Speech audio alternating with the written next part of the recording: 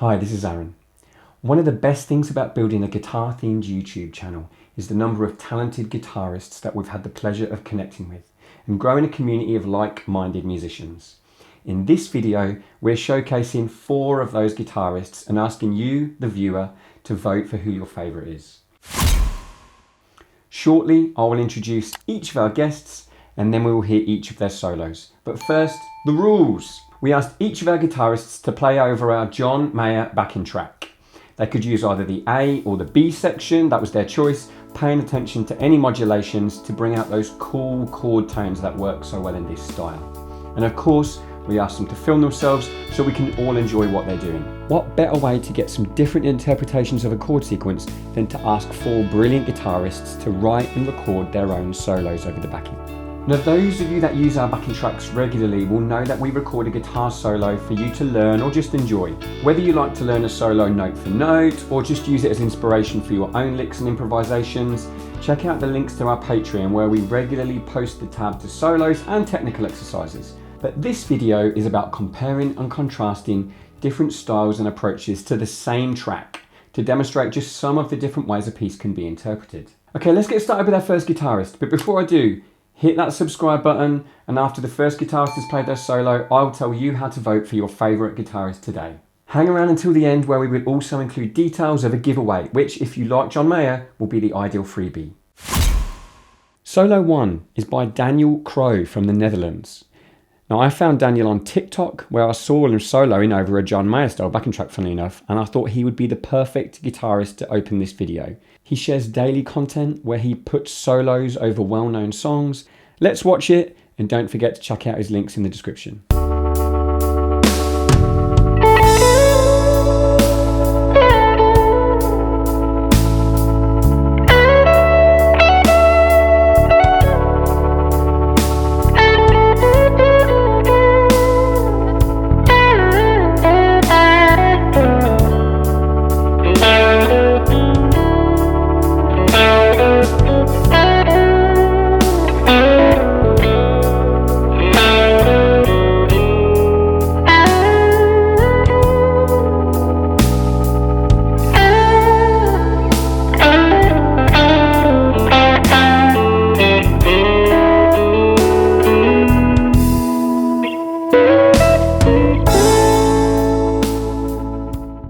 That was great. Daniel gets a really sweet tone from his Fender Strat, and he selected both the middle and bridge pickups to get that fabled out of tone phase.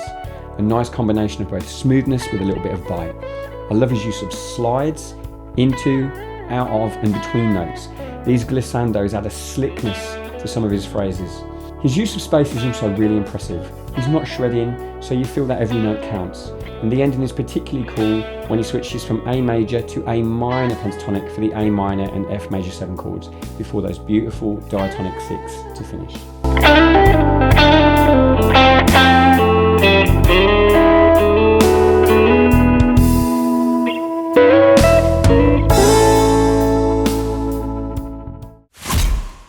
Okay, great, how to vote. We've set up a poll on the posts page of our channel. This is where you can select your favourite solo. It's just a bit of fun. There's no cash prize for the winners yet, but make sure you watch them all and then head over there to do that. Solo 2 is by my friend and one of my old teachers, Max Milligan. When putting this solo together, Max was one of the first people I thought of, and his playing was a big influence on me when I entered music college at 18 years old. Max has been a professional guitarist based here in the UK for many, many years. He's still active on the live scene, he's a teacher and a composer, and he's also a wonderful acoustic guitarist, so check out some of his solo playing on his YouTube channel, give it a follow. Let's take a look at what he did.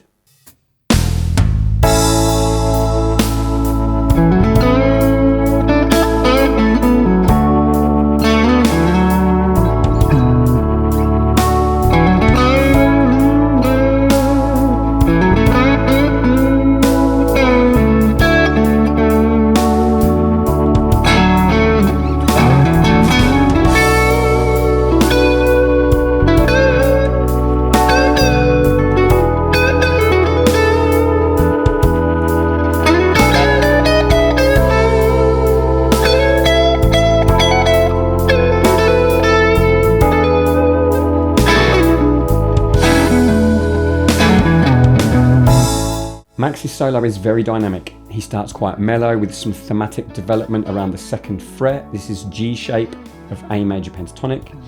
But then he builds an intensity as he starts to move up the neck. One of my favourite licks is where, just before the modulation to A minor, if over an E7 chord, Max plays a really tasty lick using the A blues scale. So he's actually anticipating the change to A minor by moving there a bar early. It's really effective. Straight afterwards, he brings the solo to a close with a lovely descending run featuring some soulful Hendrixy double stops and some sweet bends. Very cool.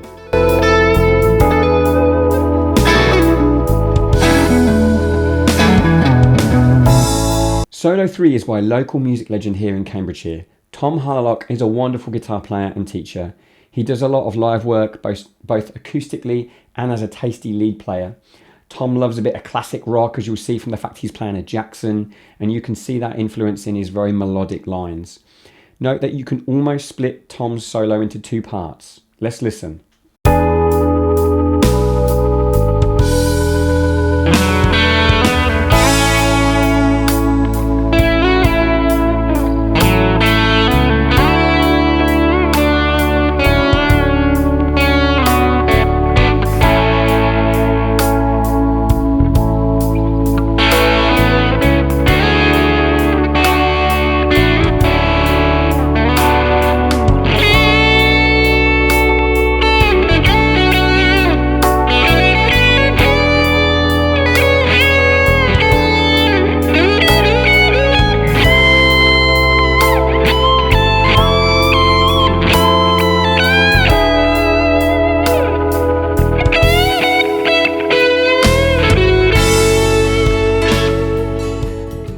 So the 2 parts, you'll see he started fingerstyle to get a soft tone and more dynamics. He plays quite a lot of chord tones in his lines to follow the harmony quite closely.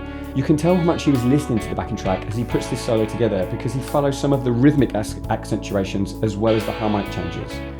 Then about 20 seconds in, he plays a lovely line using some diatonic double stops, which move up and down the neck. So we've got some lateral movement there. And it's after this that Tom steps up a gear. The second half of his solo is quite clear, and now single note lines, busier, more rock based. I love how he jumps up the register at about 40 seconds using sliding 6, really sweet lick that, and then he brings the solo to a climax with some bluesy high pitch bends. Really cool.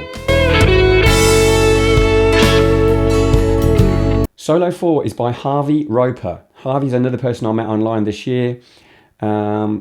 We first spoke after he commented on a couple of our videos on TikTok. So naturally I checked out his playing as well and saw that he did a lot of live work, including playing shows. The shows aren't easy jobs to get these days if you haven't got your chops together. We focused on the second half of Harvey's solo here, where he's just switched to his plectrum. Let's go.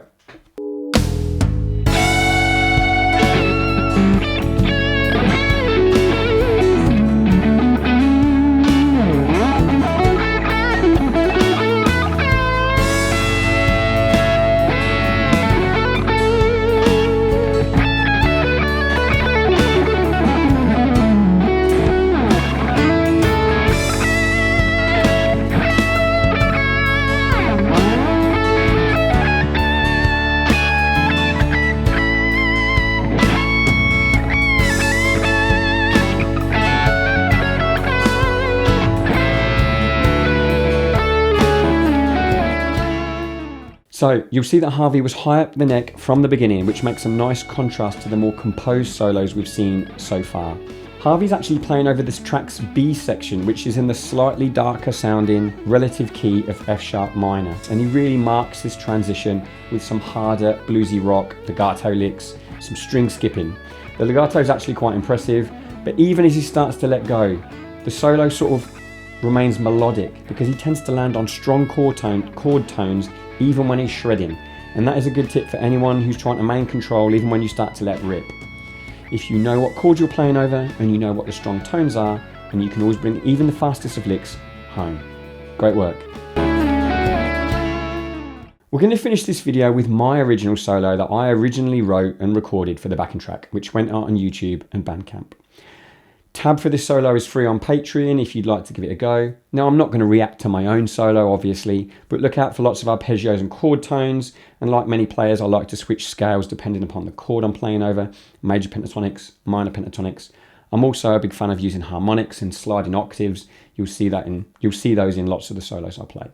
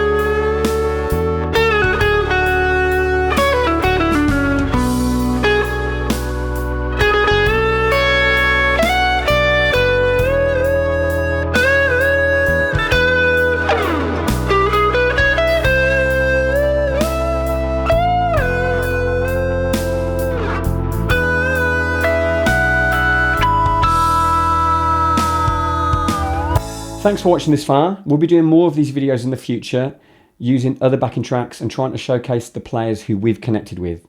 Make sure you subscribe for that and leave a comment below to let us know if you have a favourite or if there are any licks that you'd really like to learn. Perhaps we can do an interview with one or some of the players or all of them. Let us know what you'd like to see. For those of you still here, maybe for the giveaway, check out the link in the description where you can get a free download for the tab for the John Mayer solo that you've just watched. And whilst you're there, please consider becoming a patron of the Jam Station. You get a lot for your money and it's so helpful for channels like ours and helps us to keep providing material for guitarists to learn, develop and enjoy. If you're watching this and would like to feature on a future edition, we're going to do these quite often, we would love to hear from you. Please drop us a line, details are in the description below.